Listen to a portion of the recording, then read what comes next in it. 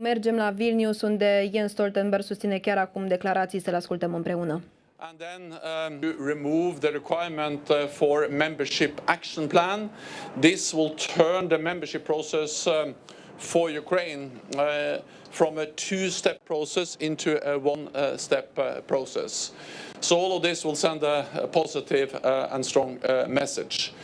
Then allies will also make important decisions to further strengthen our deterrence and defense with new defense plans and more forces on high readiness.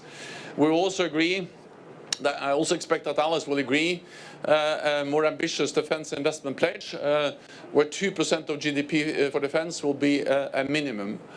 And then lastly, I look forward to also welcoming our Indo-Pacific partners at this summit. This will demonstrate that security is not regional, security is global, and therefore I welcome the partners from Australia, New Zealand, South Korea and Japan. And with that, I'm ready to take some questions. Secretary General Steve Sedgwick, CNBC. Sir, security guarantees didn't stop Vladimir Putin in 2014. The Budapest Memorandum was a worthless piece of paper to Vladimir Putin.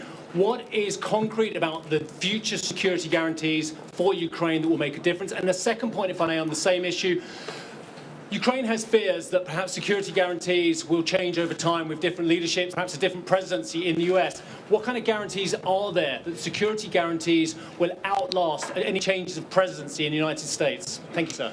Well, we all agree that the most imminent task now is to ensure that Ukraine prevails as a sovereign, independent nation in Europe. So the most important thing we can do is to continue to provide weapons, ammunition, military support to Ukraine, because unless Ukraine prevails as a nation, as a democratic nation in Europe, there is no issue to be discussed about security guarantees or membership in NATO at all.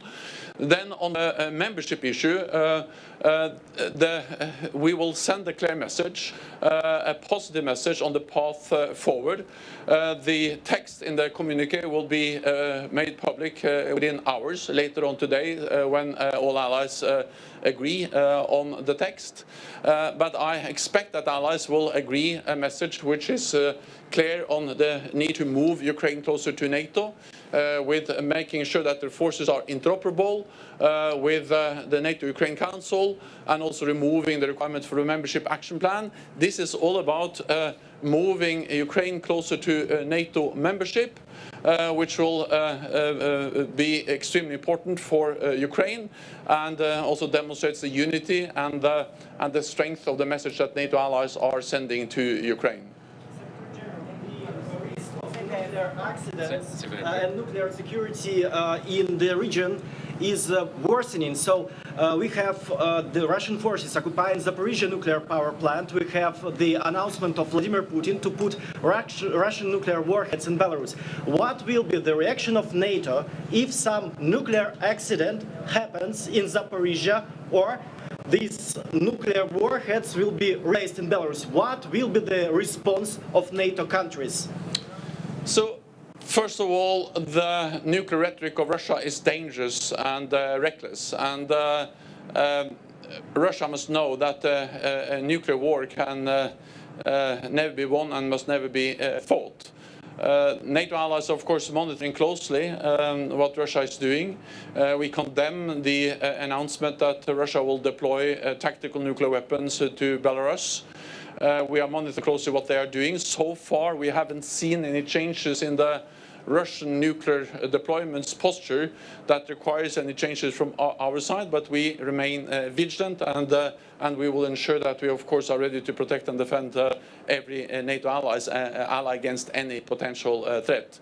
On the situation in Zaporizhzhia, our message to Russia is that they had to withdraw their forces because the way they now behave in Zaporizhzhia is undermining the security of this biggest nuclear power plant in Europe. Secretary Stoltenberg, one question on the membership language in the conclusions. Will the word invitation feature in the conclusions? And the second question, a few days ago, Mr. Zelensky said there was no point in coming to Vilnius if there was no concrete discussion and concrete thing that NATO could offer. what would that have meant to NATO? And now what is your feeling about this? Will he come? President Zelensky will come. I'm glad to welcome him both at the dinner tonight and at the inaugural meeting of the NATO-Ukraine Council tomorrow. NATO ally will send a strong, united, positive message on the path forward for Ukraine. But I will not go into the exact language now because that will be made public when the communique with the text is agreed, and that will happen later on today. But rest assured, the message will be positive, the message will be strong, the message will be united from NATO allies. L-am ascultat pe secretarul general al NATO, Stoltenberg, ca un rezumat a ceea ce a spus el. Bineînțeles, a amintit de faptul că fiecare stat membru NATO va trebui să aloce cel puțin 2% din PIB către apărare. De asemenea, a reasigurat Ucraina de sprijinul complet al statelor aliate NATO, sprijin care constă în armament, bineînțeles, dar și în bani. De asemenea, a întrebat despre declarația lui Volodymyr Zelensky, conform căreia Zelensky nu ar fi venit la acest summit dacă nu ar primi o invitație. Jens Stoltenberg spune că NATO va trimite un mesaj puternic și pozitiv pentru aderarea Ucrainei la NATO. Nu știm încă ce înseamnă acest mesaj mai exact.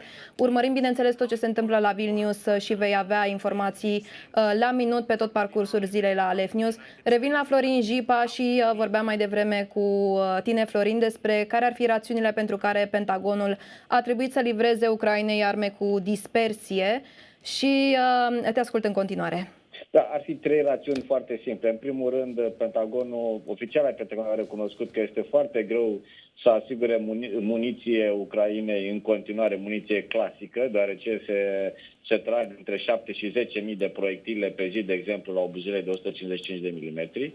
În al doilea rând, e nevoie de această muniție pentru Ucraina să poată continua contraofensiva. Muniția clasică, un proiectil clasic de 155 de mm are un efect pe o rază de 50 de metri. Muniția de 155, submuniția sau muniția cu dispersie sau fragmentație, are un efect omorător pe o suprafață, pe o rază de 250 de metri. Iar în al treilea rând, este clar că la acest summit Ucraina va primi garanții de garanții, nu doar de securitate, dar va primi garanții de aderare la NATO și încă nu se știe care va fi poziția Rusiei. Rusia s-ar putea să intensifice războiul în Ucraina, deci este clar că Kievul are nevoie de arme mult mai sofisticate. Florin, totuși, de ce este atât de periculoasă pentru civili această muniție și în ce război au fost folosite proiectile și bombe cu dispersie?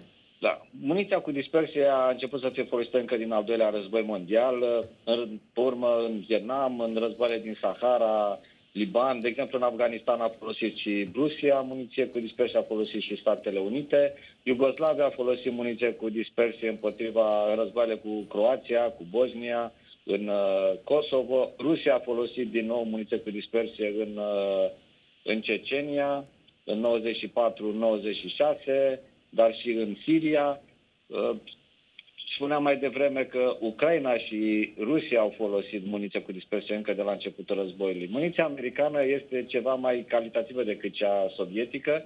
Cea sovietică folosită de Rusia și Ucraina are o rată de defecțiune de peste 20%, pe când cea americană are sub 5%. Ce înseamnă asta? În momentul în care submunițiile ajung pe sol, parte din ele nu explodează, rămân acolo, iar la atingere persoane civile peste o anumită perioadă de timp pot fi rănite. Acesta este marele risc al acestui tip de muniție.